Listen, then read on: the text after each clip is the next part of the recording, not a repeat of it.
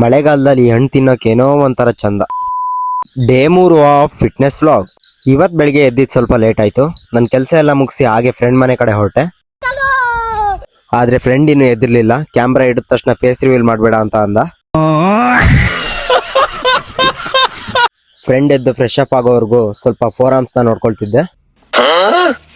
ಮನೆ ಹತ್ರ ಸ್ವಲ್ಪ ಬೋರ್ ಆಗ್ತಿತ್ತು. ಅದಕ್ಕೆ ನಾವಿಬ್ರು ಅಲ್ಲಿಂದ ಹೊರಟು ಇನ್ನೊಬ್ಬ ಫ್ರೆಂಡ್ ಮನೆಗೆ ಬಂದು ಇವನ್ನ ಕರ್ಕೊಂಡು ಹಳ್ಳದ ಹತ್ರ ಬಂದು ಟೈಮ್ ಪಾಸ್ ಮಾಡೋಣ ಅಂತ ಇದ್ದು. ಆದ್ರೆ ಮಳೆ ಮತ್ತೆ ಸ್ಟಾರ್ಟ್ ಆಯ್ತು.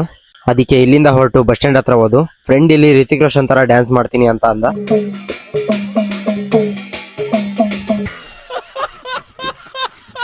ಸ್ವಲ್ಪ ಬೋರ್ ಆಗ್ತಾ ಇತ್ತು. ಅದಕ್ಕೆ ಸ್ವಲ್ಪ ಮೂವಿ ನೋಡೋಣ ಅಂತ ಕುತ್ಕೊಂಡು